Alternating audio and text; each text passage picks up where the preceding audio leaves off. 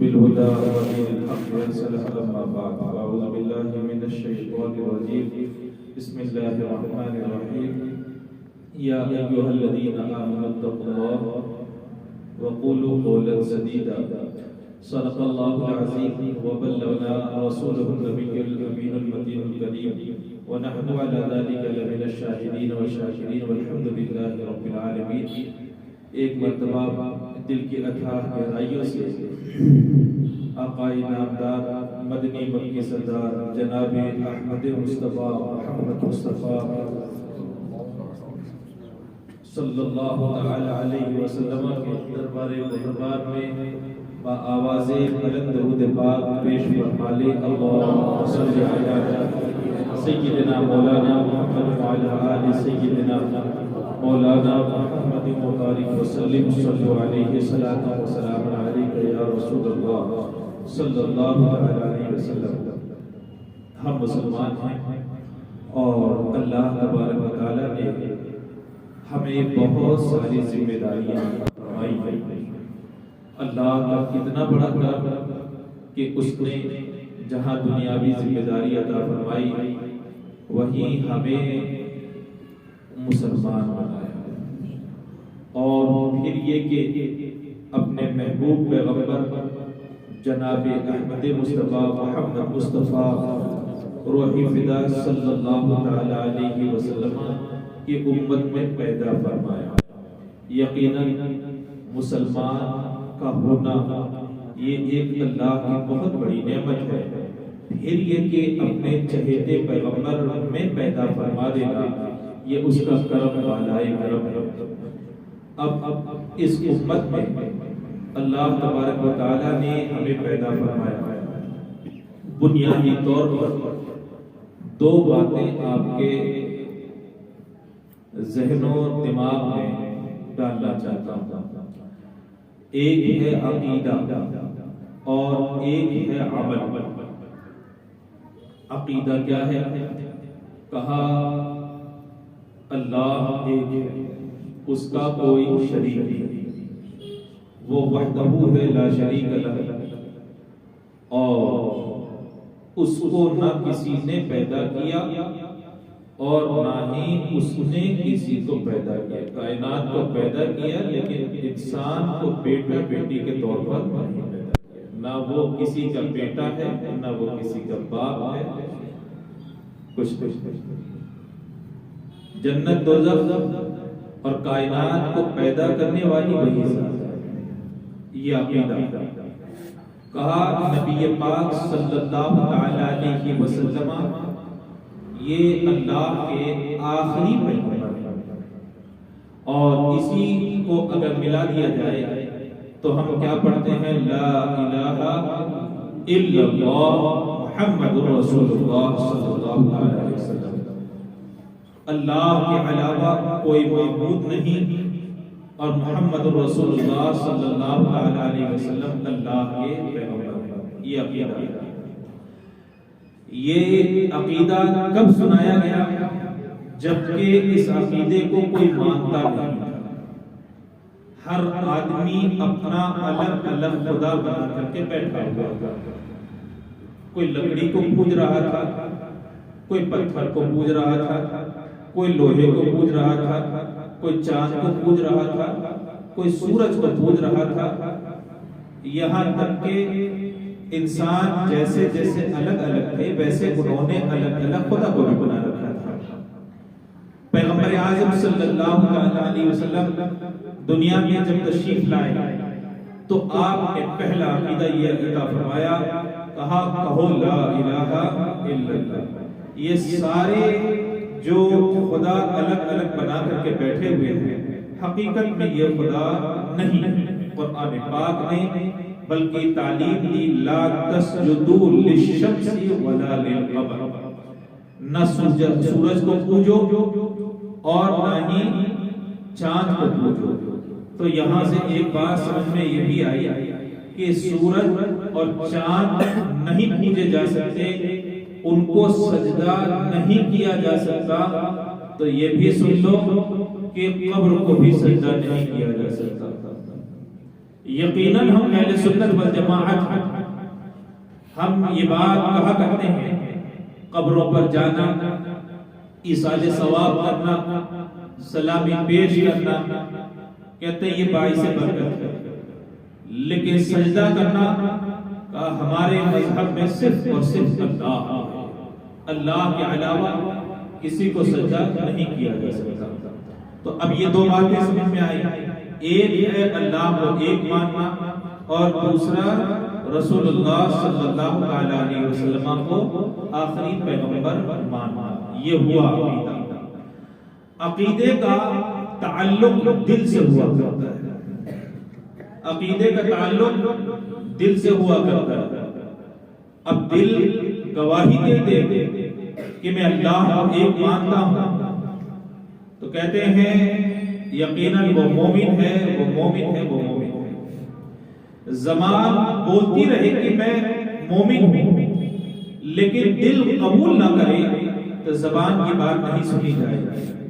اسی وجہ سے پیغمبر اعظم صلی اللہ علیہ وسلم نے وہ منافق جو نماز بھی پڑھا کرتے تھے اور مسجد میں آیا بھی کرتے تھے، سرکار کے پیچھے جماعت میں شریک بھی ہوا کرتے تھے، لیکن اللہ کے پیغمبر صلی اللہ علیہ وسلم نے ارشاد فرمایا بھرے جمعہ کے مسجد میں ارشاد فرمایا اخرج یا فلاں، اخرج یا فلاں، اے فلاں تم نکل جاؤ، اے فلاں تم نکل جاؤ، لِأَنَّكَ مُنَافِقٌ، کیونکہ تم منافق ہو۔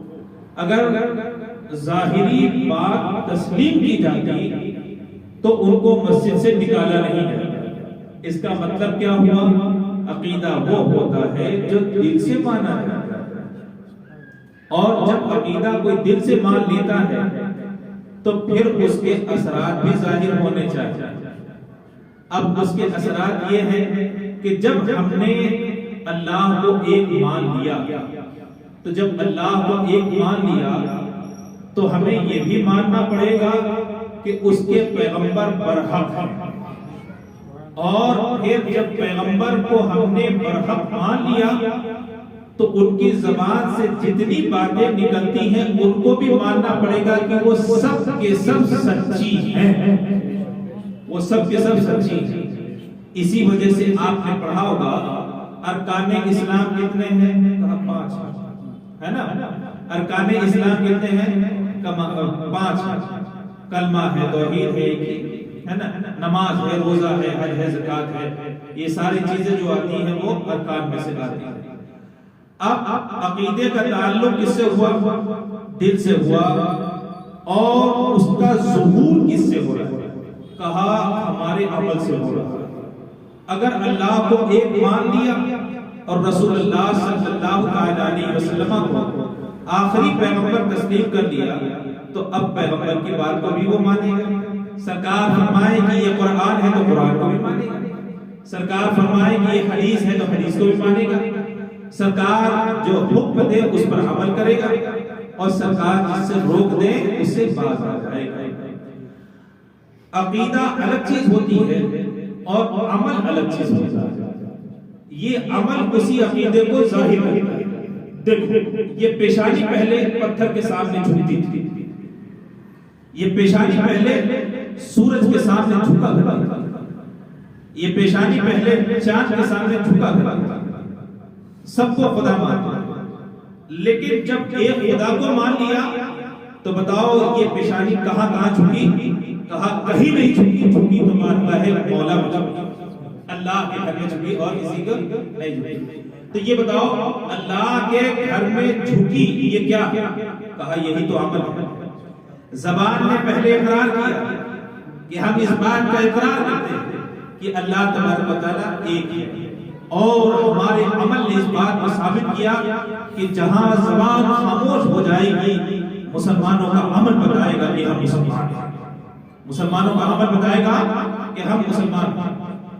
اور عمل اور عقیدے کی مثال ایسی ہی ہے، یہ حق ہے، یہ بھی عقیدہ، یہ مسئلہ صحیح ہے کہ اگر عقیدہ صحیح ہے اور عمل میں کمزوری بھی ہو تو اللہ تبارک و تعالی عقیدہ اچھا ہونے کی وجہ سے اپنے کرم سے اس کے گناہوں کو بھی معاف فرما سکتا ہے۔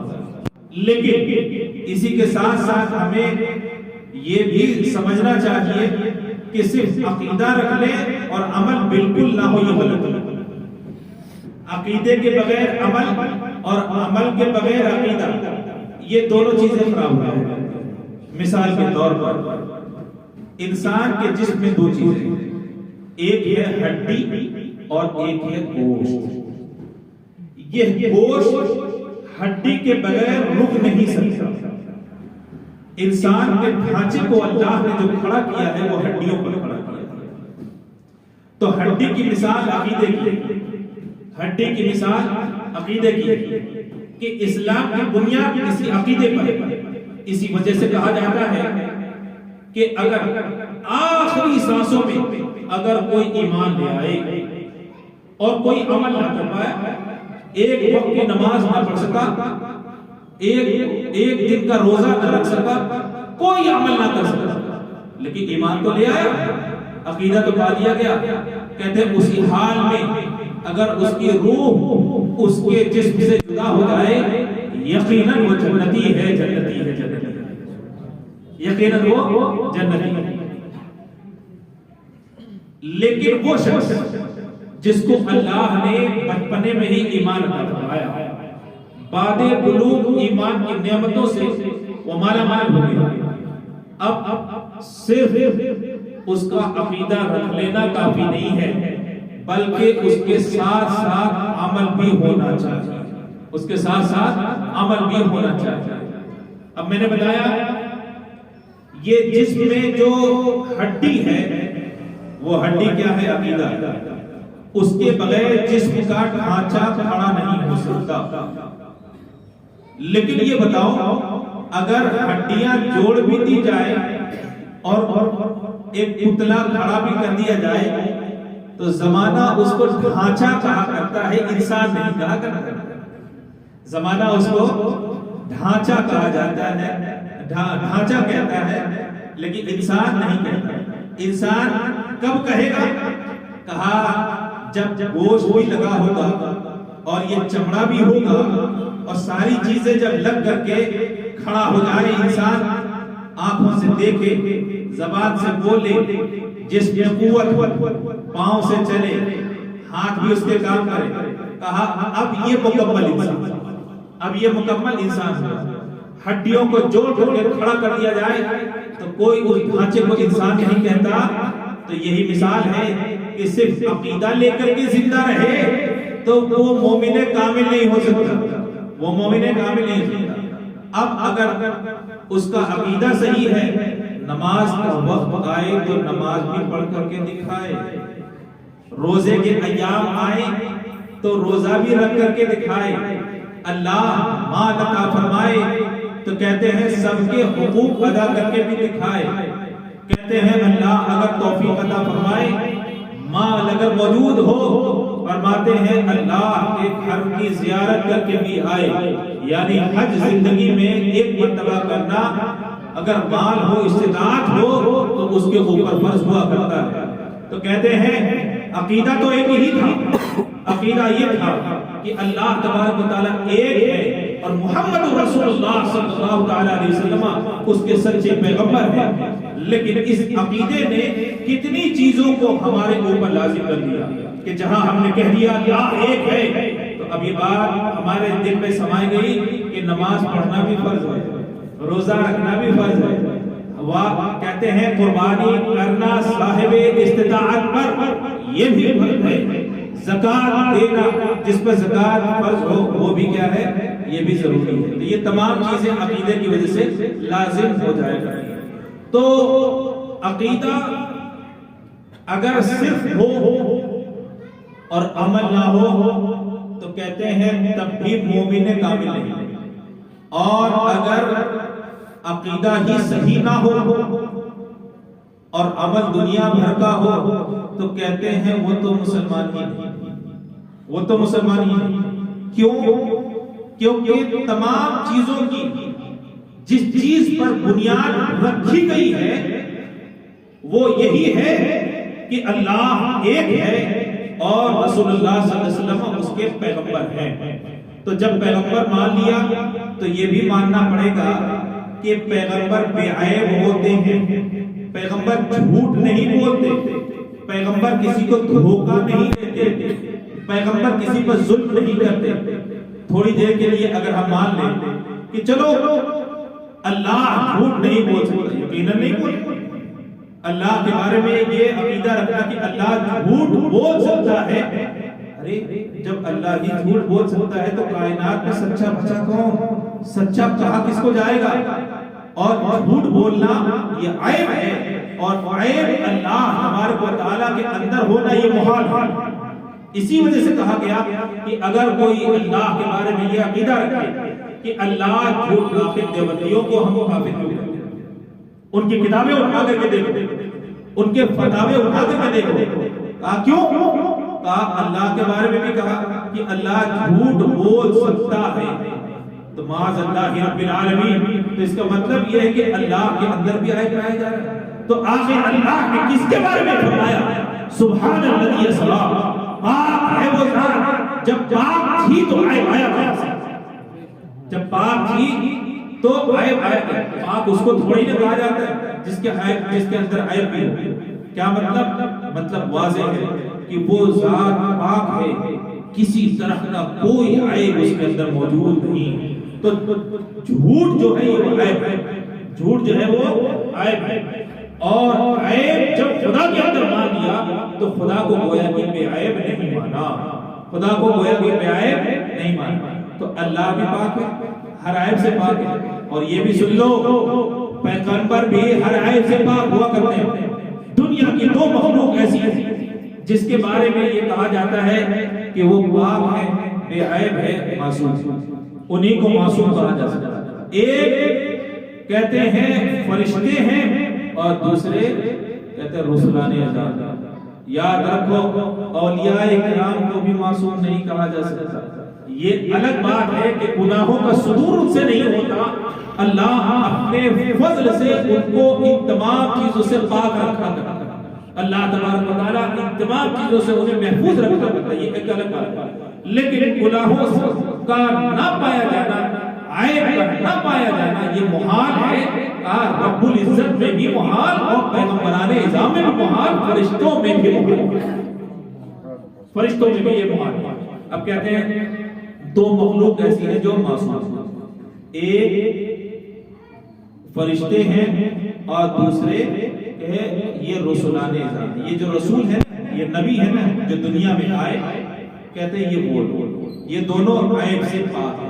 تو اب بتاؤ عیب سے پاک ہوئے تو وہ سچے ہوئے کہ نہیں ہوئے؟ اور ان کا کہا ہوا ہر کلمہ سچا ہوا کہ نہیں ہوا؟ ہر کلمہ کہا ہوا سچا ہوا کہ نہیں ہوا؟ اب اگر کوئی یہ بولے کہ پیغمبر سے خطائیں سرزد ہوئی اور گناہ ہو گیا، تو یہ بتاؤ کیا پیغمبر معصوم رہے؟ نہیں۔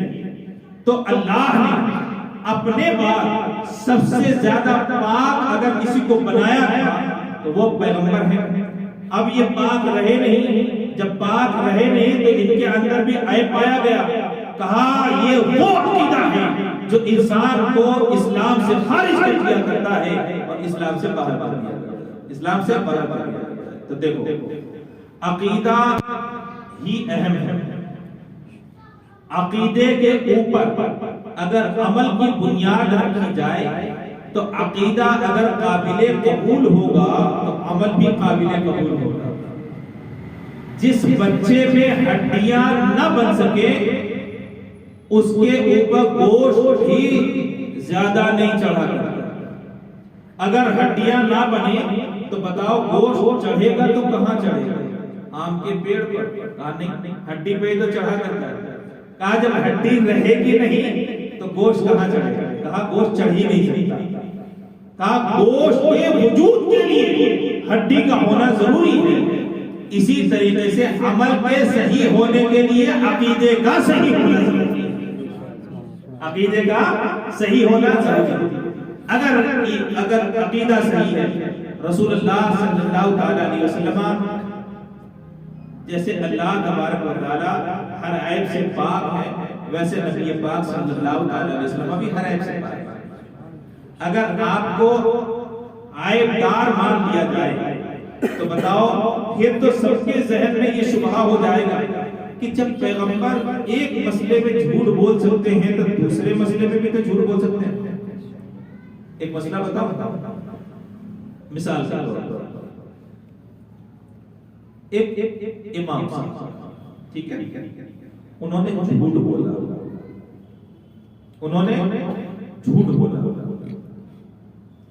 کہا جب تک توبہ نہیں کریں گے اس وقت تک نماز نہیں پڑھا سکتے، اس وقت تک نماز نہیں پڑھا سکتے۔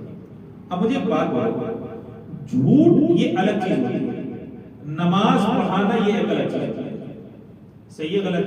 بھائی نماز کہا فجر کا وقت ہوا، تکبیر تحریمہ کہی، نیت باندھی، قیام کیا، قرات کی، رکوع کیا، سجدہ کیا، قعدہ کیا، 4 رکعت والی ہے تو قعدہ اخیرہ بھی کیا، اس کے بعد تشہد، اس کے بعد دعائے معصورہ، سلام بھیج دیا، نماز اسی کا نام ہے کہ نہیں؟ اس نماز کا اس جھوٹ سے کیا تعلق؟ اس نماز کا اس جھوٹ سے کیا تعلق؟ اگر امام تکبیر تحریمہ صحیح بولتا ہو اور سورہ فاتحہ صحیح پڑھتا ہو، قرآن پاک کی تلاوت صحیح کرتا ہو، قعدہ، رکوع، سجدہ سب کچھ صحیح کرتا ہو، تو بتاؤ اب اس کی نماز ہو جانی چاہیے کہ نہیں ہو جانی چاہیے؟ کہا جھوٹ بولنا وہ ایک الگ چیز تھی، قرآن پاک پڑھنا الگ ہے، کہتے ہیں نماز پڑھنا یہ الگ ہے، قعدہ، رکوع، سجدہ یہ سب کچھ الگ ہے، اس کا تعلق ہے جھوٹ سے۔ ارے بولا تو بولا، رات کے اندھیرے میں بولا، دن کے اجالے میں بولا، مسجد سے باہر بولا، اب اندر کا کیا تعلق ہے اس کا؟ لیکن کہتے ہیں نہیں، کتنا بھی قرآن اچھا پڑھ لے، کتنا بھی قرآن اچھا پڑھ لے، کتنی بھی نماز بڑی پیارے انداز میں پڑھا لے، اچھی سے اچھی آواز والا ہوگا، کہتے توبہ نہیں کرے گا تو اس کی نماز بھی نہیں ہوگی، اس کی نماز بھی نہیں ہوگی۔ اب مجھے ایک بات بتاؤ، ایسا کیوں ہوا؟ ایسا کیوں ہوا؟ تو یاد رکھو ایک مسئلہ، ایک مسلمان جب اللہ کے ایک حق میں کمی کر سکتا ہے تو گویا کہ وہ دوسرے حق میں بھی کمی کر سکتا ہے۔ بات سمجھ آ رہی ہے؟ بات سمجھ آ رہی ہے؟ یہ صرف امام اور مؤذن اور ہمارے لیے نہیں، آپ کے لیے بھی۔ ابھی بتاؤ، کہتے ہیں نماز کا تعلق جھوٹ سے تھا، جھوٹ سے نہیں تھا، لیکن جھوٹ بول دیا اور اس کا جھوٹ واقعی قابل گرفت ہے، اس کا جھوٹ ثابت ہے، اب بغیر توبہ کیے وہ نماز پڑھائے گا، نماز نہیں ہوگی۔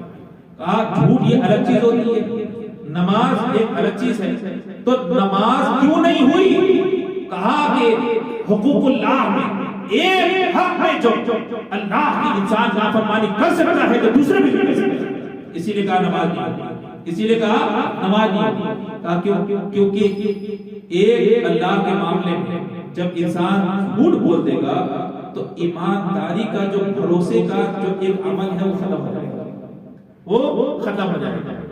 اب ایک اس نے جھوٹ کیوں بولا؟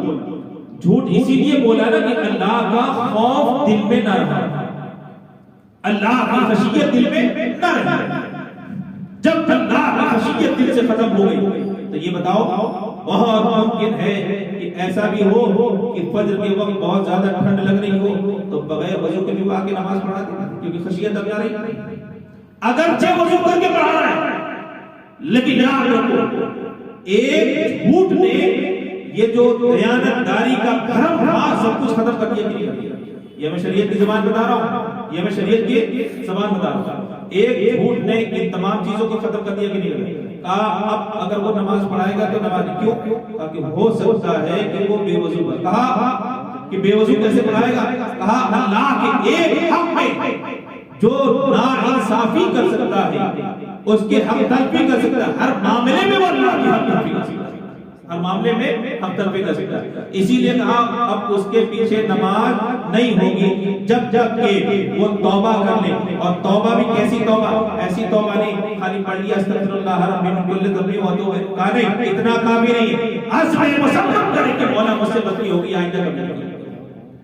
اور ایک بات اور سن لو، اور جو گناہوں کا عادی ہو اس کی توبہ فوراً بھی قبول نہیں کی جائے گی جب تک کہ آثار توبہ نہ ظاہر ہو جائے.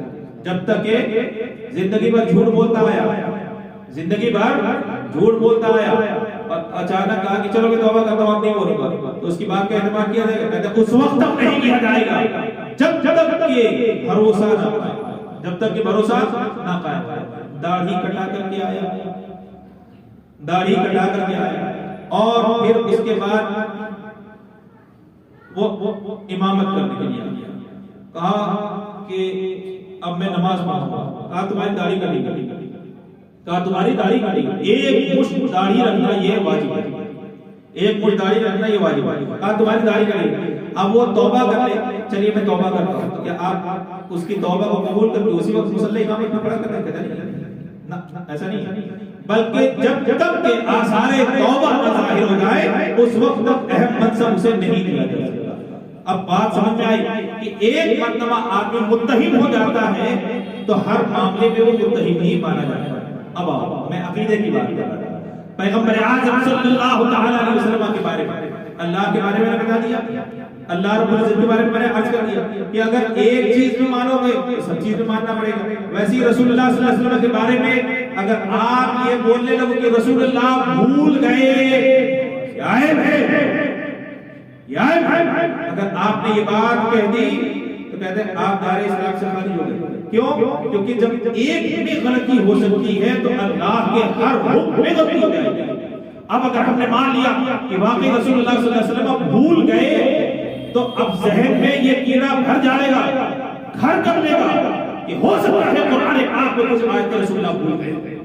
حالانکہ قرآن پاک کے بارے میں رب العزت نے ارشاد فرمایا انا نحن نزلنا الذکر وانا لہ لحافظون، ہم ہی نے اسے نازل کیا اور ہم ہی حفاظت کرنے والے. جب حفاظت کرنے والا وہ ہوگا تو بھول کیسے؟ اس میں عیب کیسے آ گیا؟ کہتے ہیں اسی لیے اللہ تبارک و تعالیٰ نے اپنے پیغمبروں کو بھی بھیجا. تو یہ عقیدہ رکھنا پڑے گا کہ اللہ تبارک و تعالیٰ ہر گناہ سے پاک ہے. ویسے ہی یہ بھی عقیدہ رکھنا پڑے گا کہ اللہ کے رسول بھی ہر گناہ سے پاک ہیں. تبھی تو ان کی زبان سے نکلنے والا ہر کلمہ وہی الہی ہوتا ہے. یہ ایک بڑی بات ہے. کیا ہوتا ہے وہ وحی الہی. حدیث بھی اللہ ہی کا کلام ہے. بات یاد رکھنا ہے نا. بس فرق کیا ہے؟ ایک وحی کو مطلوع کہا جاتا ہے اور ایک وحی کو غیر مطلوع کہا جاتا ہے. یعنی ایک وحی وہ ہے جس کی تلاوت ہوتی ہے اور ایک وحی وہ ہے جس کی تلاوت نہیں ہوتی. ہوتا دونوں ہی کا دونوں ہی جو ہے وہ اللہ کا کلام ہے. یہ دونوں قرآن بھی اور حدیث بھی.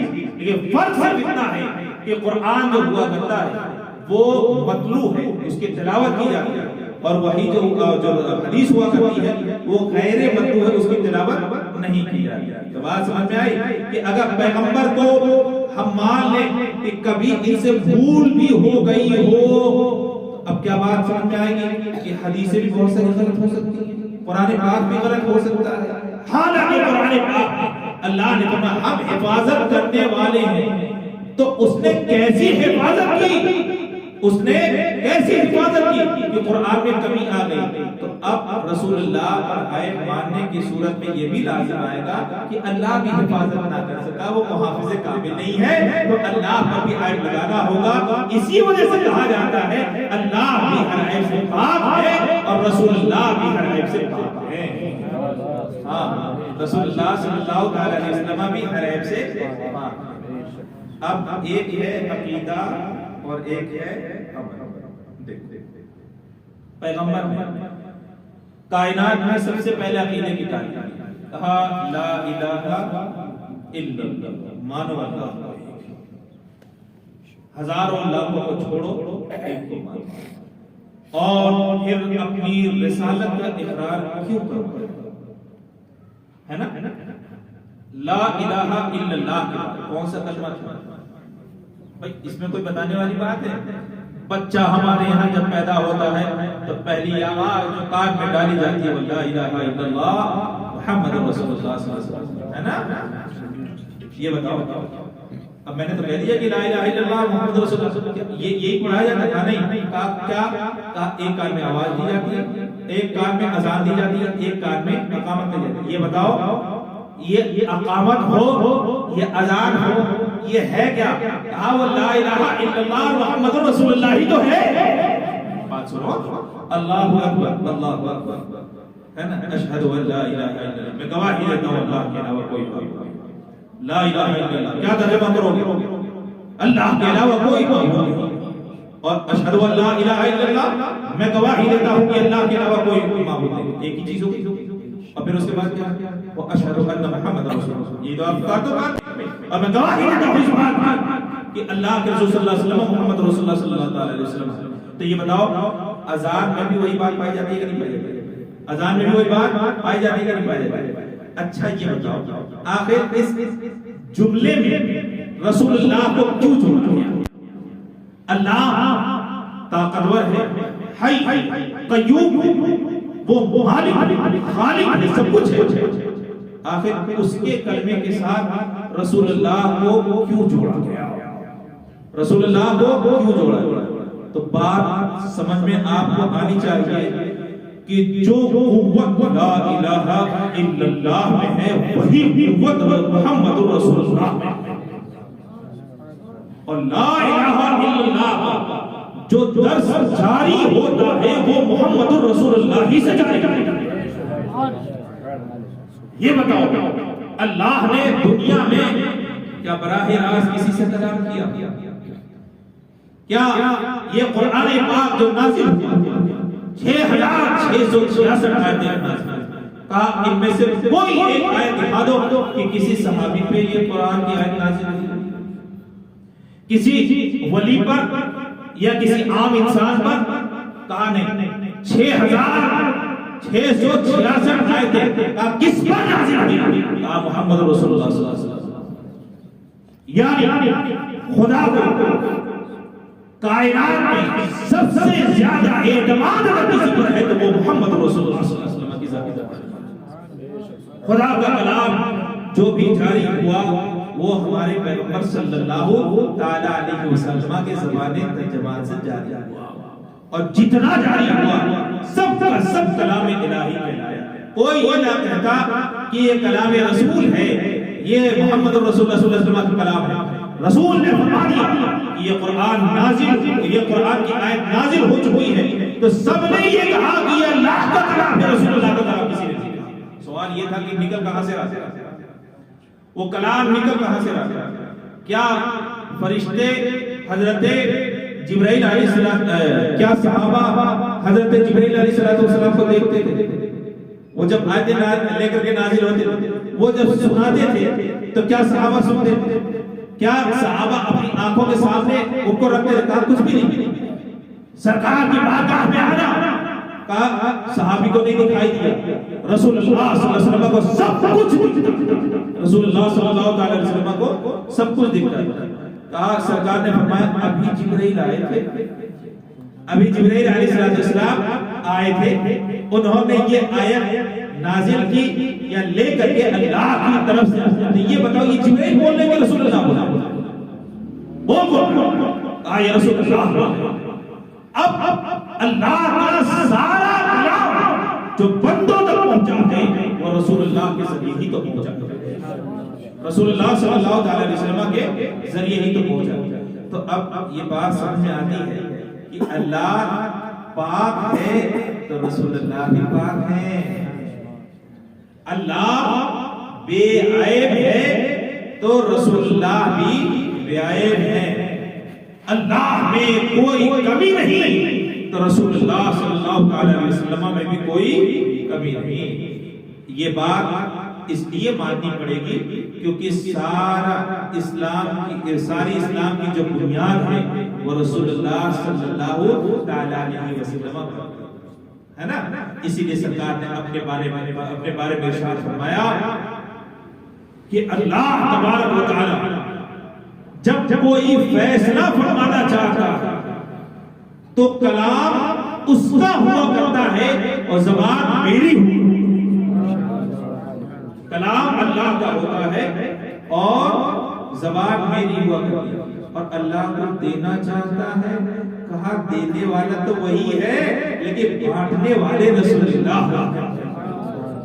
سرکار نے فرمایا نا انما انا قاسم, بے شک میں قاسم و بانٹنے والا ہوں. واللہ یعطی, دینے والی ذات تو اللہ ہی کی ہے لیکن بانٹنے والی ذات رسول اللہ.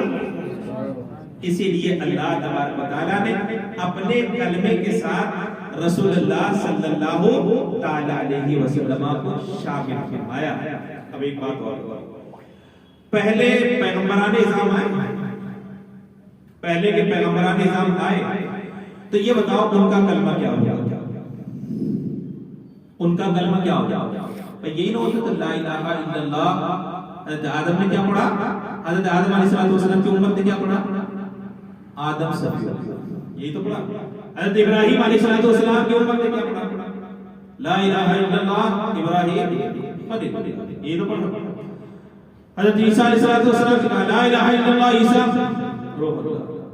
حضرت موسیٰ علیہ السلام لا الہ الا اللہ موسیٰ خلیل. حضرت نوح علیہ السلام لا الہ الا اللہ نوح نجی, یہی تو پڑھا. لیکن بتاؤ کسی نے اس سے ہٹ کر کے پڑھا؟ اس سے ہٹ کر کے نہیں پڑھا. لیکن یہ بتاؤ کیا تمہارا کلمہ یہی ہے صرف لا الہ الا اللہ محمد رسول اللہ؟ کہا نہیں, اس کے ہٹ کر کے کہا اشہد ان لا الہ الا اللہ و اشہد ان محمد رسول اللہ. ایک موقع پر نبی پاک صلی اللہ تعالی علیہ وسلم نے ارشاد فرمایا اشہد ان لا الہ الا اللہ انی رسول اللہ. سرکار نے فرمایا کہ میں گواہی دیتا ہوں اللہ کے علاوہ کوئی بھی معبود نہیں اور میں اللہ کا رسول ہوں. اب سوال یہ اٹھتا ہے کہ یہ کلمہ صرف سرکار ہی نے کیوں فرمایا اور پیغمبران اعظام نے کہا اشہد ان لا الہ الا اللہ انی خلیل اللہ کہا, ابن نجی اللہ کہا, کسی نے کہا, لیکن رسول اللہ نے کہا ابن رسول اللہ. میں گواہی دیتا ہوں اس بات کی, میں گواہی دیتا ہوں. تو سوال یہ ہے کہ گواہی کون دے گا؟ کہا جو آنکھوں سے دیکھا ہوگا وہی تو گواہی دے گا, وہی تو گواہی دے گا. سرکار معراج میں گئے, آنکھوں سے دیکھا, کلام فرمایا, رب کو اپنی جیتی جاگتی آنکھوں سے دیکھا. اسی لیے کہا اشہد ان لا الہ, میں گواہی دیتا ہوں کہ اللہ کے علاوہ کوئی نہیں, میں گواہی دیتا ہوں. سارے نبیوں نے کیا فرمایا تھا؟ لا الہ الا اللہ. لیکن آپ کی ہماری امت کی خصوصیت لا الہ الا اللہ پڑھ لینا نہیں, کہا اشہد ان لا الہ, اشہد ان لا الہ, میں گواہی دیتا ہوں. تو اب نبی کی سنت پر جب ہم نے عمل کیا تو ہم نے بھی کہا اشہد ان لا الہ الا اللہ اشہد ان لا محمد. یہ ہماری بنیاد ہے, یہ ہماری بنیاد ہے. میں نے کیا کہا تھا, ایک ہے عقیدہ, ایک ہے عمل. اب سرکار نے تو عقیدہ دے دیا, سرکار نے سب کو سمجھا دیا, اپنی اہمیت کو بھی بتا دیا, اللہ کی اہمیت کو بھی بتا دیا, سب کو بتا دیا. تو کیا سرکار صرف عقیدہ لے کر کے بیٹھ گئے؟ کیا سرکار صرف عقیدہ لے کر کے بیٹھ گئے؟ بخاری شریف کی حدیث مبارکہ ہے, سرکار نے ایک صحابی سے ارشاد فرمایا من قال لا الہ الا اللہ فدخل الجنہ, جس نے لا الہ الا اللہ کہہ دیا وہ جنت میں داخل ہوگی. تو صحابی نے عرض کیا اے اللہ کے پیغمبر یہ اعلان نہ کر دوں, ہے نا, صحابی نے عرض کیا اے اللہ کے پیغمبر کیا میں اعلان نہ کر دوں, بتا دیتا ہوں. تو اب لیکن یہ بتاؤ یہ پیغام کیا ہے؟ سرکار نے کیا فرمایا؟ لا الہ من قال لا الہ الا اللہ, جس نے کہا لا الہ الا اللہ وہ جنت میں داخل ہوگا. اگر اتنا ہی پیغام جاتا تو دنیا کیا سمجھتی ہے؟ صرف لا الہ الا اللہ کہہ لو, ہمیں کرنے کی کوئی ضرورت نہیں, جنت میں داخل ہوگا, جنت میں داخل ہوگا. یہی مطلب ہوتا ہے نا. تو سرکار نے فرمایا نہیں، ابھی اعلان مت کرو، کیونکہ لوگ اس پر تکیہ لوگ اس پر بھروسہ کریں، اسی پر تکیہ، اور عمل چھوٹ جائے، عمل کیا ہو جائے گا؟ چھوٹ جائے گا۔ اسی لیے نبی پاک صلی اللہ علیہ وسلم نے اب دیکھو سارا عقیدہ ادا فرمایا کہ اللہ ایک ہے اور رسول اللہ اس کے سچے پیغمبر ہیں، لیکن آپ اتنا بول کر کے خاموش نہ رہے۔ اللہ اکبر، ساری زندگی نبی پاک صلی اللہ علیہ وسلم خود امامت فرماتے ہیں، خود امامت فرماتے ہیں۔ 16 یا 17 ایسے مقامات ہیں جہاں پر حضرت ابو بکر صدیق رضی اللہ تعالی عنہ نے امامت فرمائی، حضرت ابو بکر صدیق رضی اللہ تعالی عنہ نے امامت فرمائی۔ تو آخر سرکار امامت کیوں فرماتے ہیں؟ نماز کیوں پڑھاتے ہیں؟ اگر جنگ کی ضرورت پڑ جاتی تو میدان جنگ میں کیوں نکلتے؟ آخر سرکار روزہ رکھتے کیوں؟ آخر سرکار اعتکاف کرتے کیوں؟ آخر سرکار کے پاس جب زکات کی کھجوریں آتی تو فوراً تقسیم کرواتے کیوں؟ آخر سرکار کے پاس کوئی حاجت مند آ جاتا تو اس کی حاجت کو پورا کرتے کیوں تھے؟ سرکار نے عمل کر کے بتایا کہ عقیدے کے ساتھ عمل بھی ہو جائے تو کہتے ہیں سونے پر سہاگا ہوگا، تمہاری دنیا بھی سدھر جائے گی اور آخرت بھی سدھر جائے گی، تمہاری دنیا بھی سدھر جائے گی اور آخرت بھی سدھر جائے گی۔ تو اس سے ان لوگوں کے بارے میں معلوم ہوا جو لوگ دل کی نماز والے ہیں، جو نمازوں کا اہتمام نہیں کرتے، ہے نا؟ بہت سارے پیرانے صاحب آپ کو ایسے بھی ملیں گے کہ ہتھیلی میں وہ جنت دکھا دیا کرتے ہیں۔ سرکار نے کیا ہتھیلی میں جنت دکھایا؟ ارے بھائی سیدھی تعلیم تھی، مانا خدا کو ایک تو جھوٹ کر کے دکھاؤ اس کے ساتھ، تمہاری زبان بھی اللہ کو ایک کہے، تمہارا عمل بھی اللہ کو ایک ہی کہے، تمہارا عمل بھی بتائے۔ دنیا کو بتانے کے دو طریقے ہوتے ہیں، ایک زبان ہوا کرتی ہے اور ایک عمل ہوا کرتا ہے۔ زبان کہا کلمہ پڑھا کرتی ہے، کہا جس کلمے پر عمل کیا، جسم جو ہے وہ کلمے پر عمل کیا کرتا ہے۔ تو یہ عمل کا ہونا بھی بہت ضروری ہے۔ اگر عمل ہے تو زندگی ہے، عمل نہیں ہے تو پھر زندگی بیکار ہے، زندگی بیکار ہے۔ عقیدہ اہم ہے، یقیناً اہم ہے، میں بھی وہی بولتا ہوں، لیکن عقیدے کے ساتھ ساتھ عمل کا ہونا بھی ضروری ہے۔ اگر عمل کا ہونا ضروری نہ ہوتا تو بتاؤ سرکار تہجد کا اہتمام کیوں فرماتے ہیں؟ سرکار کڑاکے کی ٹھنڈی، صحابہ کرام کام جائے کرتے تھے۔ ابھی تھوڑی سی ٹھنڈی پڑ رہی ہے، ہم لوگوں کو کتنی پریشانی ہے نا، کتنے دشواریاں ہوا۔ سوچو اس زمانے میں تو گیزر بھی نہیں تھا، گرم پانی کرنے کا کوئی اس کی کوئی سہولت بھی نہ تھی، اس طرح کے کپڑے بھی نہ تھے صحابہ کرام کے پاس۔ آپ کو پتہ سرکار کے انتقال کے بعد یمن والے جب زکات کی رقم یا زکات کے خوراک یعنی چاول کھانے پینے کی چیزیں لے کر کے آتے تو صحابی جو بڑے ہوا کرتے تھے مدینہ پاک میں ارشاد فرماتے کہ یہاں پر کھانے پینے کی کمی نہیں ہے، لیکن صحابہ کرام کے پاس کپڑے نہیں ہیں، تم اس کے بدلے کپڑے لے کر کے آ جائے گا، کپڑے لے کر کے آ جائے گا۔ یعنی سرکار کے وصال کے بعد بھی صحابہ اتنے غریب تھے کہ پہننے کے لیے بھی کپڑے سردی سے بچانے کے لیے بھی نہیں، لیکن اس کے باوجود بھی وہ نماز پڑھتے تھے کہ نہیں پڑھتے، اور اس کے باوجود بھی نماز پڑھتے تھے۔ جب جہاد کی ضرورت پڑی تو وہ سرکار کے ساتھ نکلے کہ نہیں نکلے؟ اچھا یہ بتاؤ سرکار کے ساتھ تو نکلے کہ سرکار کے بعد وہ نہ نکلے؟ آج سرکار نے جو سکھایا تھا ساری زندگی اس پر عمل کرتے رہتے۔ حضرت خالد بن ولید کی طبیعت ہی نہیں لگتی تھی مدینہ پاک میں، حضرت خالد بن ولید رضی اللہ تعالیٰ عنہ کی طبیعت ہی نہیں لگتی تھی مدینہ پاک میں، ہمیشہ جہاد میں رہا کرتے تھے۔ کمال ہے مجاہد کا، کمال ہے مجاہد کا۔ ایک شہر میں کبھی آپ نے 2 جمعے نہیں پڑھے، ایک شہر میں آپ نے کبھی 2 جمعے نہیں پڑھے، ہاں ایک جمعہ اس شہر میں پڑھا تو کہتے ہیں اگلا جمعہ دوسرا شہر فتح ہو جائے گا، وہاں پڑھا کرتے، اس سے اگلا جمعہ تیسرا شہر فتح ہو جائے گا۔ فرماتے کہ آپ نے کبھی 2 جمعہ اس شہر میں پڑھا ہی نہیں، اس قدر اللہ اور اس کے رسول پر اعتماد قائم۔ آپ نے بہت کچھ سنا ہوگا سر آپ کے بارے میں، لوہے کی ایک ہی تو ٹوپی تھی، تو کیا لوہے کی ٹوپی پہن کر کے لڑنے والا محفوظ ہوتا تھا؟ کیا پورے جسم میں لوہا لگا رہتا تھا؟ کہتا نہیں، لیکن حضرت خالد بن ولید رضی اللہ تعالیٰ عنہ ٹوپی میں کیا کوئی خاص قسم کا لوہا تھا نہیں تھا، کیا سرکار کا منہ مبارک لگتا تھا، سرکار کا منہ مبارک لگتا تھا، اور اس اعتقاد کے ساتھ کھڑا کرتے تھے کہ موت آنی ہو آ کر کے رہے گی، لیکن موت آئے گی تو سرکار کا منہ مبارک میرے سر پہ رہے گا، سرکار کا منہ مبارک میرے سر پر رہے گا۔ سرکار سے محبت بھی کرتے تھے، ٹھیک ہے، اور سرکار کی سنت پر عمل بھی کیا کرتے تھے۔ آج کا درس، آج کا پیغام یہی ہے، اعتقاد کے مضبوط سے مضبوط رکھو اور اس اعتقاد کا اظہار اپنے عمل سے کرو، اپنے عمل سے کرو۔ جھوٹ، دغا، بے ایمانی، ناانصافی، حقوق تلفی، یہ اسلام کا حصہ نہیں، یہ اسلام کا حصہ نہیں۔ بولو تو سچ بولو۔ اللہ نے اگر قوت عطا فرمائی ہے حقوق کو عطا فرمائی، اللہ اگر قوت عطا فرمائے تو دنیا میں کلام سے زیادہ کلام الہی کو پڑھنے کی کوشش کرنا۔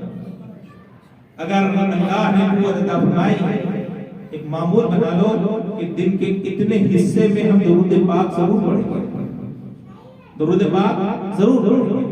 اپنے عمل سے ظاہر کرو، اپنے عمل سے ظاہر کرو کہ ہم ایک خدا کو ماننے والے ہیں، اپنے عمل سے ظاہر کرو کہ ہم مسلمان ہیں اور سچے مسلمان ہیں۔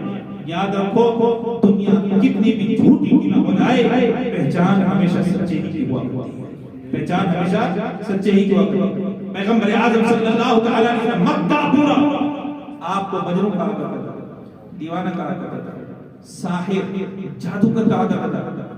لوگوں کے بعد جب قافلے باہر سے آیا کرتے تھے، یہ ابو لہب و ابو جہل اور ان کی ٹولیاں پہلے دوڑ کر جا کے کہا کرتی تھی وہ جادوگر ہے، اس کے پاس نہ جانا، وہ جادوگر ہے، اس کے پاس نہ جانا۔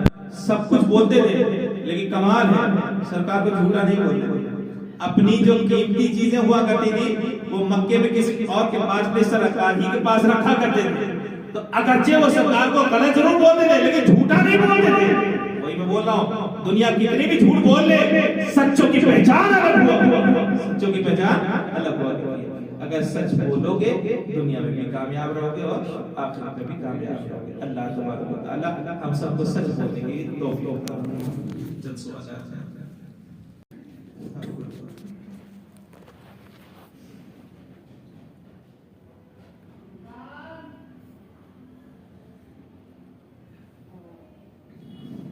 کہتے ہیں کیا مصیبت کو ٹالنے کے لیے سر پر سے جانور یا پرندے کا اتارا کر کے اس جانور کو زندہ آزاد کرنا، یہ عمل درست ہے؟ یہ اتارا کر میں نے بھی کہا حضرت خالد بن ولید کا عقیدہ کیسے کتنا مضبوط تھا؟ جانتے ہو حضرت خالد بن ولید کون؟ ایران کے بادشاہ نے کہا تھا اے خالد ابھی تمہیں اتنا ہی ناز ہے اپنے مذہب پر، زہر کا پیالہ پیش کیا تھا، پی کر بھی دکھاؤ، تم یہ نہیں بولتے ہو کہ اللہ ہی موت و حیات دینے والا ہے؟ کہتے ہیں اس میں اتنا سخت قسم کا زہر تھا 10 ہاتھیوں کو بھی پلایا جاتا تو مر جاتے۔ کمال حضرت خالد بن ولید کھایا پی گئے کچھ نہ، کیوں؟ عقیدہ۔ ایک چیز اس میں صحیح ہے، ایک چیز غلط ہے۔ صحیح یہ ہے کہ اگر تصدق کی نیت سے ایسا کیا تو صحیح ہے، کیونکہ نیکی اور اچھے اعمال مصیبت کو ٹالا ہے نا، نیکیاں یہ مصیبت کو ٹالا کرتی ہیں، ختم کیا کرتی ہیں، اللہ کے غضب کو کم کیا کرتی ہیں۔ یہاں تک تو صحیح ہے کہ اس پرندے کو آزاد کر دیا یا ایصال ثواب کر دیا یا کسی کو دے دیا ہے نا۔ پہلے وہ پنجرے میں تھا، مثال کے طور پہ کبوتر کو آزاد کرنا، کہ آزادی کے لیے تو پیدا ہوا، اس کائنات میں کوئی کیا مجرم بنا کر کے پیدا کیا کہ نہیں، سب آزاد سب کیا ہے آزاد۔ کہتے ہیں یہ عمل تو صحیح ہے، چاہے مرغی ہو یا بکرا ہو، کہتے ہیں کہ اس کو آزاد نہیں کیا جاتا، اس کو تصدق کر دیا جاتا ہے۔ تو اگر اس نیت سے کیا تو صحیح ہے، اس نیت سے کیا تو صحیح ہے، اور اگر اس نیت سے نہیں، وہ اتارا چڑھاوا گھر مطلب سر کے اوپر سے پھرانا یا اس کے سر پہ ہاتھ وغیرہ، اس سب کی کوئی حقیقت نہیں۔ انما الاعمال بالنیات، حدیث بخاری شریف کی پہلی حدیث پاک ہے، عمل کا دار و مدار نیت پر۔ نیت اگر یہ ہے کہ ہم اسے آزاد کر رہے ہیں، ہم جس طرح سے اس کی تکلیف کو دور کر رہے ہیں، اللہ ہماری تکلیف کو دور فرمائے گا۔ یہ حقیقت ہے، ایسا ہوتا ہے۔ ارحموا من فی الارض یرحمکم من فی السماء، اہل زمین پر تم رحم کرو، آسمان والے تمہارے اوپر رحم کریں گے۔ یہ تو حدیث پاک میں تو کہتے ہیں کہ ایک عمل یہ تو صحیح ہے، لیکن یہ کہ اس کے سر کے ارد گرد گھمانا اور اس عقیدے کے ساتھ کہ نہیں گھمائیں گے تو عمل نہیں ہوگا، یہ غلط ہے۔ یہ کیا ہے؟ یہ غلط ہے، ٹھیک ہے؟ تو آزاد کرنا اور دینا یہ سب صحیح ہے، اتارا چڑھاوا کرنا یہ سب صحیح ہے۔ پرندوں کو پنجرے میں قید کر کے پالنا کیسا ہے؟ یہ صحیح ہے کہ پرندوں کا حکم انسانوں کی طرح نہیں ہے، لیکن اگر ان کو قید کرنا ہی ہوتا تو اللہ انہیں پر کیوں عطا فرماتا؟ اللہ انہیں پر کیوں عطا فرماتا؟ پر تو اسی لیے اللہ نے عطا فرمایا کہ کھلی فضاؤں میں اڑے، ان کی فطرت یہ تو صرف کھلانا پلانا کافی نہیں ہے۔ میں اس جو پرندے پالے جاتے ہیں ان کو ناجائز و حرام نہیں کہتا، لیکن اسے پسند بھی نہیں کرتے۔ وہ آزادی کے لیے پیدا ہوئے ہیں، ان کو آزادی دیا۔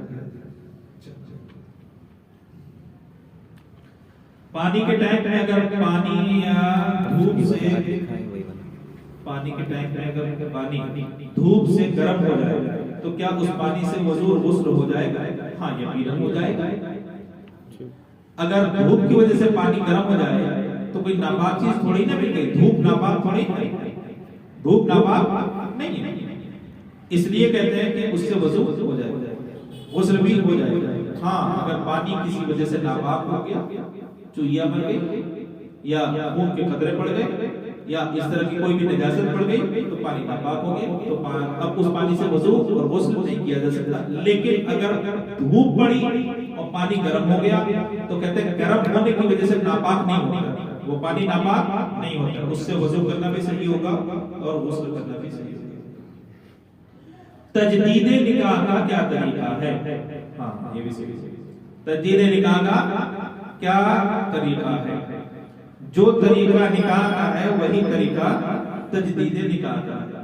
اب اس کا مطلب یہ نہیں ہے کہ جب تک گیلیکسی بک نہ ہو اس وقت تک تجدید نکاح نہیں ہو سکتا، اور 200-500 لوگوں کی جب تک دعوت نہ ہو اس وقت تک نہیں۔ نکاح نام کس کا ہے؟ النکاح ینعقد بالایجاب والقبول، نکاح منعقد ہو جاتا ہے ایجاب اور قبول سے۔ کہتے ہیں وشرطہ، اور اس کی شرط کیا ہے کہ دو عاقل بالغ مسلمان آدمی ہوں یا ایک آدمی ہو اور دو عورتیں ہوں، ان کی گواہی میں یہ چیز ہو جائے۔ ایجاب اور قبول کیا چیز ہے کہ عورت بولے میں نے نکاح کیا، شوہر بولے میں نے اس کا نکاح اتنے مہر میں قبول کر، اسی کا نام نکاح ہے۔ مجھے بلانا اتنے مشقت میں پڑھنا کوئی ضروری تھوڑی نہ ہے۔ ہاں کہتے ہیں نکاح اسی کا نام ہے۔ نکاح کیا ہے؟ اسی کا نام ہے کہ آدمی کیا کہے کہ میں نے نکاح کیا، عورت کہے کہ میں نے قبول کیا، یا عورت ہی کہہ دے کہ میں نے نکاح کیا، کسی طرف سے بھی ہوگا تو نکاح ہوگا۔ ایک کا پہلے کہنا ایک کا بعد میں، یہ کوئی شرط نہیں، تو نکاح ہو گیا۔ اور کتنے لوگوں کی موجودگی میں؟ کہا دو گواہوں کی، گواہ کا ہونا شرط، گواہ کا ہونا شرط۔ اچھا کس طرح کی گواہ ہو؟ کہا ایک مرد ہو اور دو عورتیں ہوں یا دو مرد ان کی موجودگی میں اگر تجدید نکاح کوئی کر رہا ہے، بیوی بول رہی ہے کہ میں نے اپنے اس سے نکاح کیا اتنے مہر کے بدلے میں، اور شوہر انہی گواہوں کے سامنے قبول کر لے کہ ہاں میں نے بھی اس نکاح کو اتنے مہر کے بدلے میں اس عورت سے نکاح کیا، قبول کیا، تو وہی تجدید نکاح، وہی کیا ہے؟ تجدید نکاح۔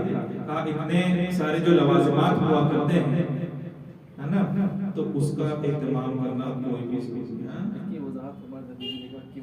اچھا کیوں ہوتا ہے؟ ہاں اب میں نے بتایا آپ کو جو مسئلہ بتایا، اگر اللہ کے بارے میں تو یہ بولتے اللہ جھوٹ بول سکتا ہے نا، یہ مثال دے رہا ہوں۔ کہا یہ عقیدہ اگر کوئی بنا دے یقیناً اسلام سے خارج ہے، یقیناً اسلام سے خارج ہے۔ رسول اللہ صلی اللہ علیہ وسلم کے بارے میں کوئی بولے کہ شیطان کا علم رسول اللہ سے زیادہ رہتا ہے، اسلام سے خارج ہے نا۔ نماز میں رسول اللہ کا خیال آ جائے نماز نہیں ہوتی ہے اور جانوروں کا خیال آ جائے تو نماز ہو جاتی ہے تو اسلام سے خارج ہو جائے. جہاں جہاں توحید پائی جائے گی آدمی اسلام سے خارج ہو جائے گا. میں نے کتنی مضبوط بات بتائی کہ آخر اللہ نے اپنے کلام کے ساتھ رسول اللہ کو کیوں ملا کے رکھا. وہ بھی پاک ہے, یہ بھی پاک ہے, اور جو حکم اس کا ہے وہی حکم نہیں کرے.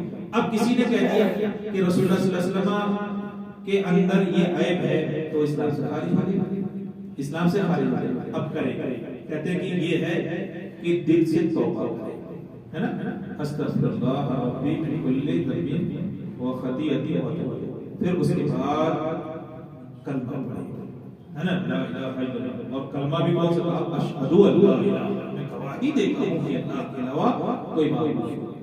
اللہ اور جس گناہ کو کیا ہے اس کو بول کر کہ میں اللہ کو ہر عیب سے پاک مانتا ہوں, رسول اللہ کو ہر عیب سے پاک, اس کو تجدید ایمان کہتے ہیں. اگر کوئی آدمی اللہ اور اس کے رسول کا مثال کے طور پر عیب لگائے تو اس کی بیوی بھی نکاح سے خارج ہو جائے, اس کی بیوی بھی نکاح سے خارج ہو جائے. اب اسی بیوی کو رکھنا چاہتا ہے تو کہتے ہیں تجدید نکاح کرے اور ایسے ہی کرے, اور ایسے ہی کرے. جب میں نے بتایا دو گواہوں کو سامنے رکھے اور ان کے سامنے یہ بات بولے کہ میں نے اس عورت کو اپنے نکاح میں قبول کیا, عورت بولے کہ میں نے اپنے آپ کو ان کے نکاح میں دیا, دو گواہوں کے سامنے. اس کو تجدید نکاح کہتے ہیں. اور اس کی بہت ساری صورتیں ہوتی ہیں, ان میں سے چند صورتیں میں نے آپ کو بتائی. اللہ کی شان میں کسی نے گستاخی کی یا رسول اللہ صلی اللہ علیہ وسلم کی شان میں کسی نے گستاخی کی تو دائرہ اسلام سے باہر ہو گیا. اب اس کو جہاں تجدید ایمان کرنا ہے وہیں تجدید نکاح میں کیا مہر بھی دینا پڑے گا, نئے مہر کے ساتھ نکاح ہو اس کی بتاتے ہیں.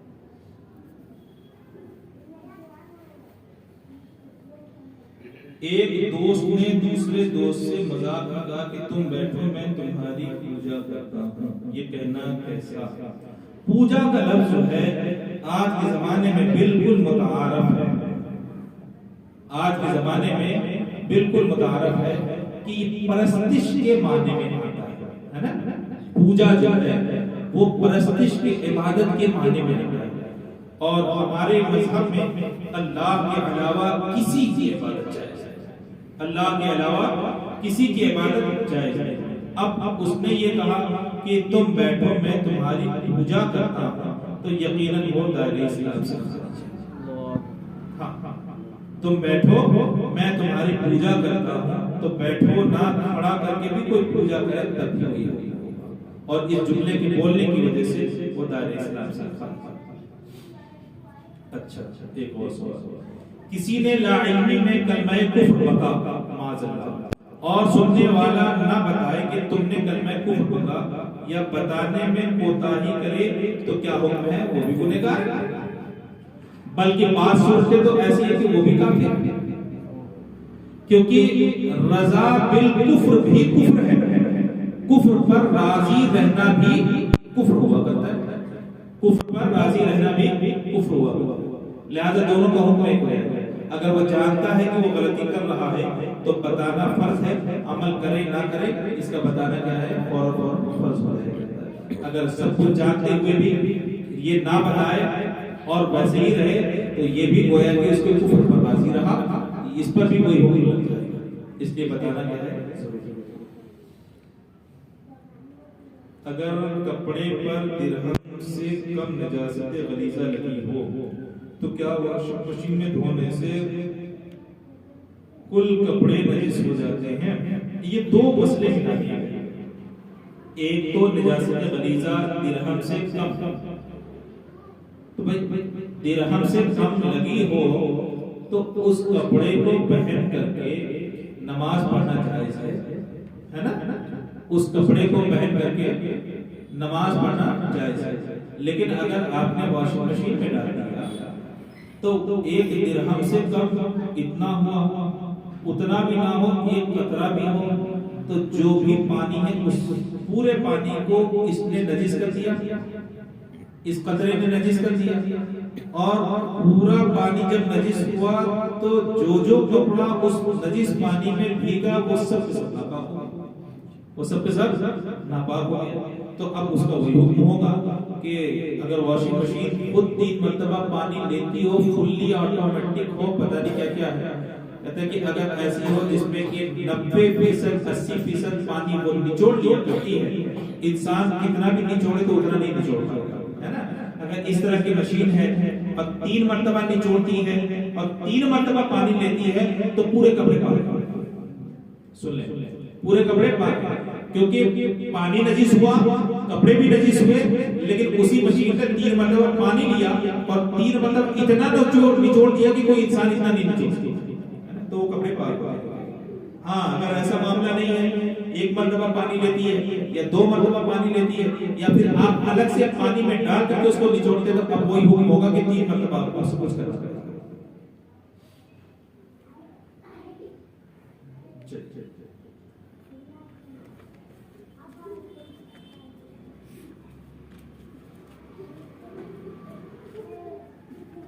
اچھا، کرکٹ میں 2 ٹیم ہوتی ہیں، لیکن دونوں ٹیم پہلے سے بات کر لیتے ہیں کہ ہارنے والوں کو جیتنے والوں کو ناشتہ کرانا ہوگا. تو ایسا ناشتہ کرنا کیسا ہے؟ یہ سوال حامد رضا صاحب کا. ٹھیک ہے، میں نے پورا پڑھ دیا تاکہ پوری وضاحت ہو جائے. اگر یہ معاملہ پہلی چیز کی کرکٹ وغیرہ کا معاملہ جو ہے وہ بڑا نازک ہو جائے گا. دوسری چیز اس میں جو سمجھ میں آتی ہے وہ یہ کہ ایک طرح سے شرط ہے، ہم ہاریں گے تو ہم کھلائیں گے، تم ہارو گے تو تم کھلانا. یہ شرط، تو یہ تو شرط لگا کر کے بالکل ہی درست نہ ہوگا. کھانا کھلانا دونوں درست نہ ہوگا. البتہ ہم یہ نہیں کہیں گے جو کھایا وہ حرام کھایا، نہیں، یہ کھلانا حرام ہے، یہ کھلانا ناجائز ہے نا، یہ کھلانا درست نہیں ہوگا. تو کوئی بھی کھیل ہو اس میں شرط لگا کر کے اس کو کھیلنا اور اس شرط کو پورا کرنا، یہ سب نہیں ہے.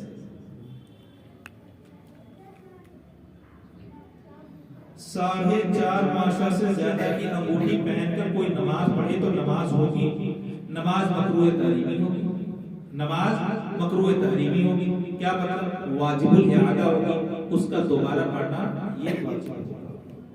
ایک اور سوال ہے، 4.5 ماشا کا کتنا گرام ہوتا ہے وہ میں دیکھ کر کے رکھتا ہوں.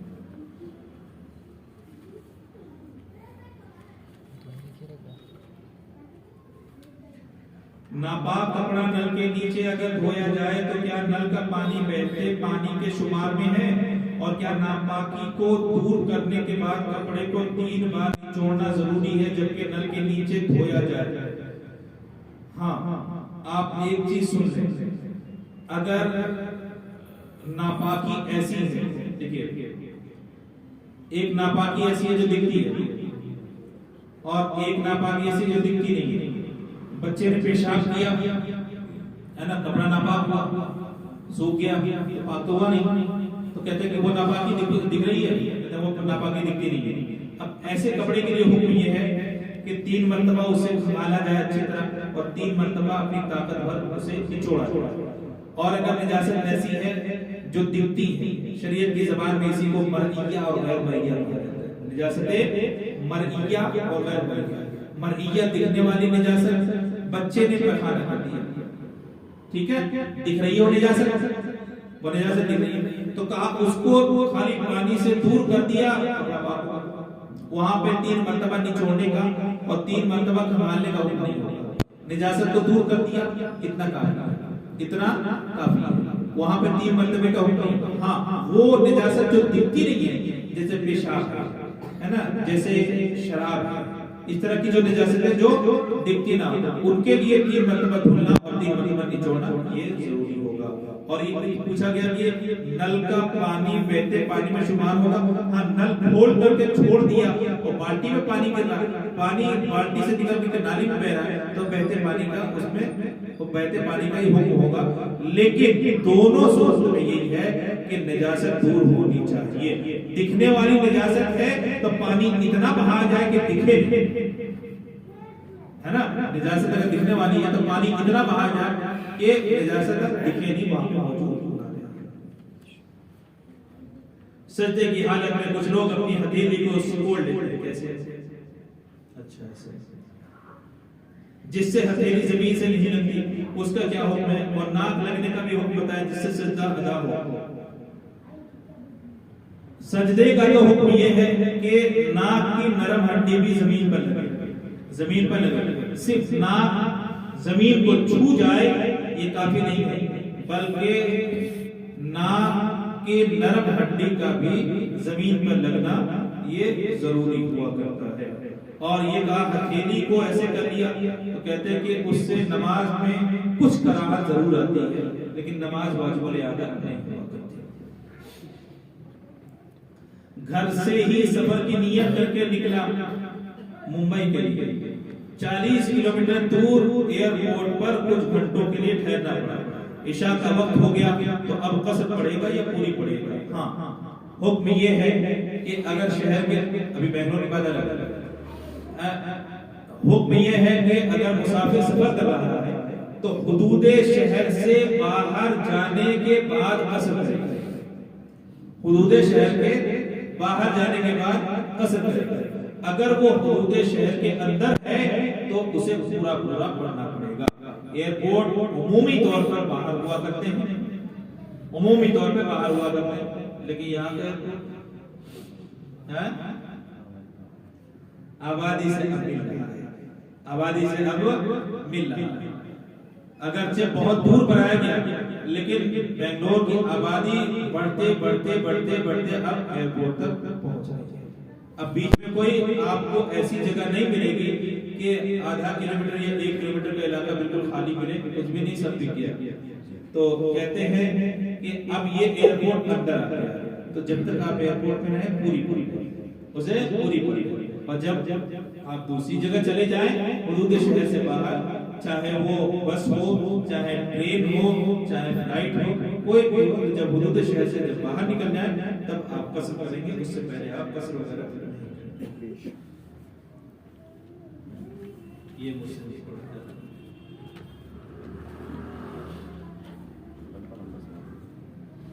میرے پاس تقریباً 2.5 لاکھ روپے مکان کے ایڈوانس میں ہیں۔ میری اہلیہ کے پاس 16 گرام سونا ہے، اس میں چاندی نہیں ہے۔ 46 گرام سونا میری بہو کے پاس ہے اور چاندی نہیں ہے۔ ہماری جو جوائنٹ فیملی ہے اسی میں کون کون صاحب نصاب ہوا اور کس کس کے اوپر قربانی واجب ہے؟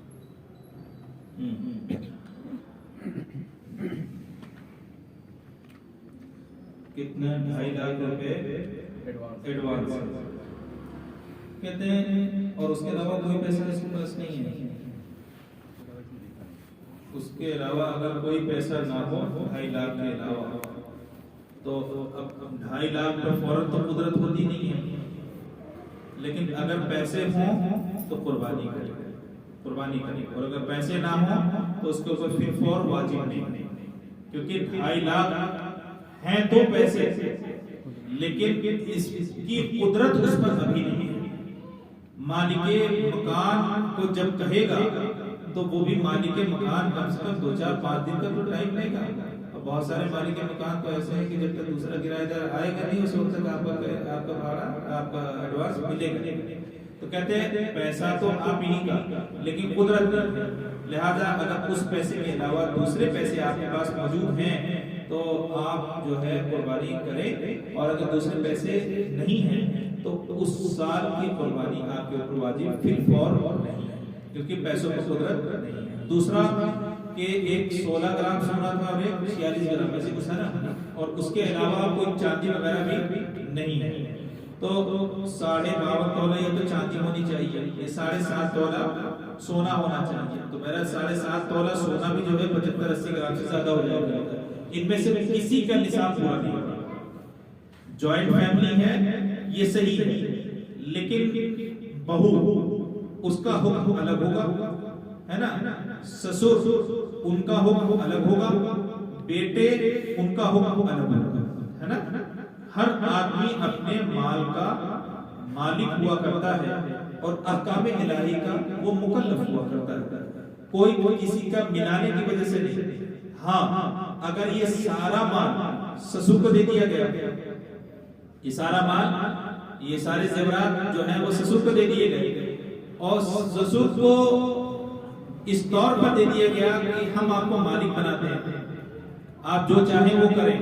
تو اگر یہ 7.5 تولہ سونا کے برابر پہنچ جائے تو اب زکات بھی ہوگی قربانی بھی ہوگی، لیکن ایسا ہوتا نہیں۔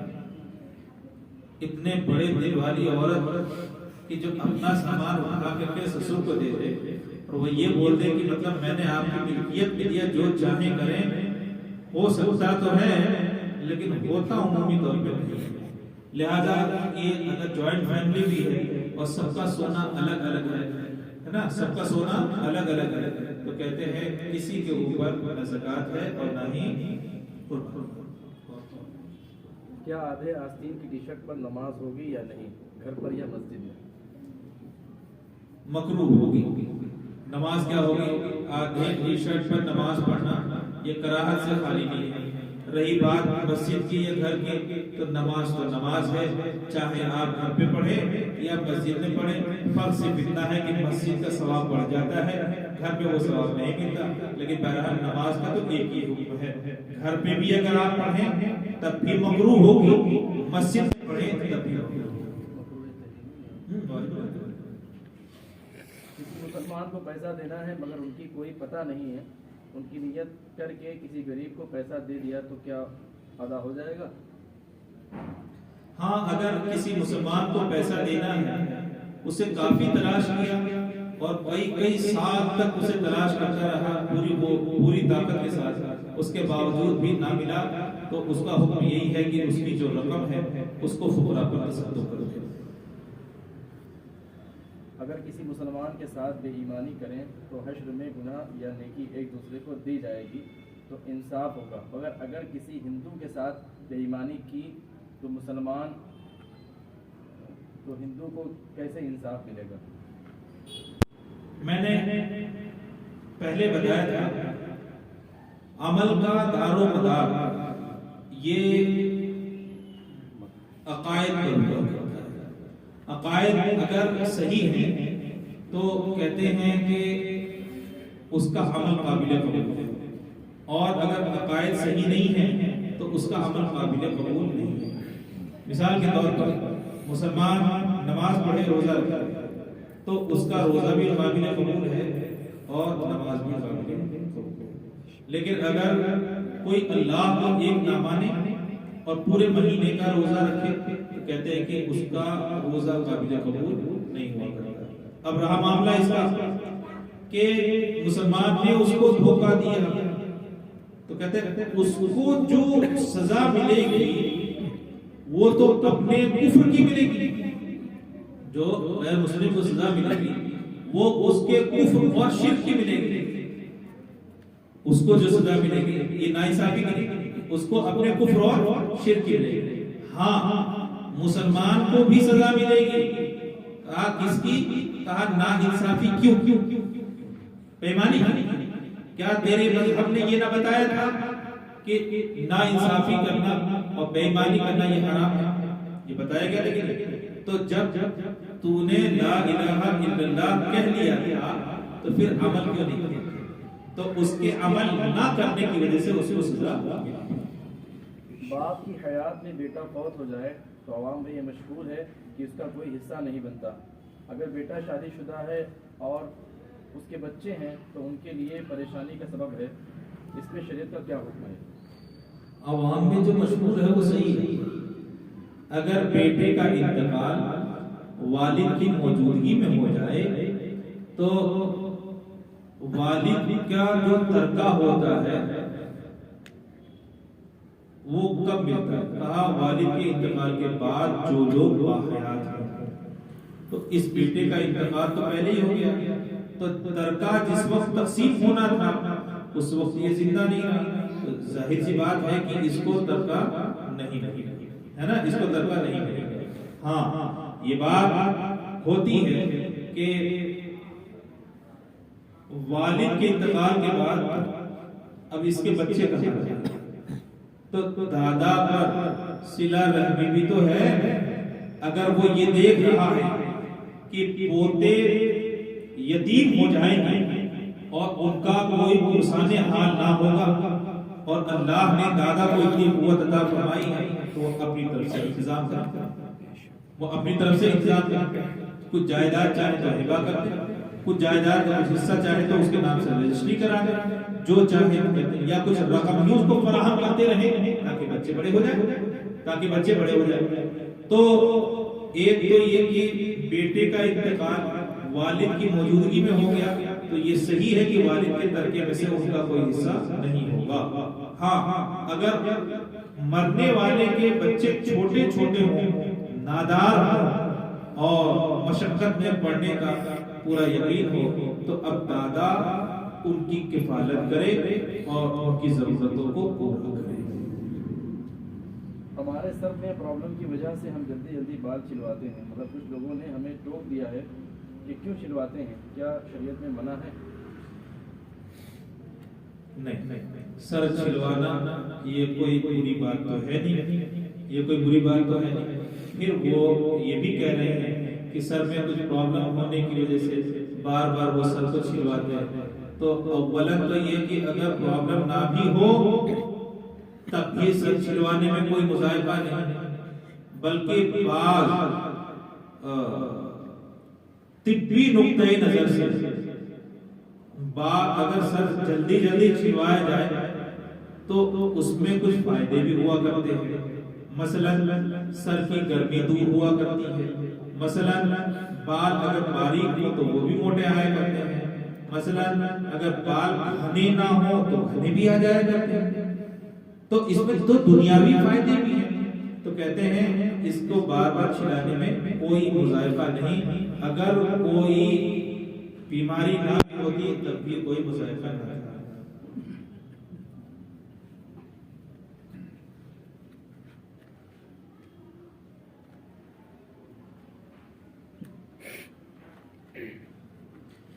دوران نماز ایسا شبہ ہوا کہ ہوا خارج ہوئی، مگر اتنی ہلکی کہ مطمئن نہیں کہ واقعی ہوئی بھی یا نہیں، تو ایسے میں کیا کریں؟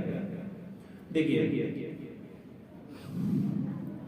حدیث پاک میں ہے کہ وضو اس وقت تک نہیں ٹوٹتا جب تک کہ آواز نہ سنے یا بو باس نہ سنے۔ اگر یہ شبہ ہی ہے تو اس کا کوئی اعتبار نہیں، لیکن اگر پیٹ خراب ہو تو اس کے لیے بہتر یہ ہے کہ شبہے کو پال کر کے نہ رکھے، وہ وضو کرے، اور اگر وہ بالکل صحیح ہے اور ان دونوں باتوں میں سے اس نے کوئی بات نہیں پائی، یعنی آواز بھی نہیں سنی اور بوباس کا معاملہ نہیں ہے، تو فرماتے ہیں کہ ایسی صورت میں صرف شبہے کی بنیاد پر دوبارہ وضو کرنا اس کے لیے لازم نہیں ہے۔ جی اور کچھ؟ اللہ تعالیٰ ہم سب کو عمل کرنے کی توفیق عطا فرمائے۔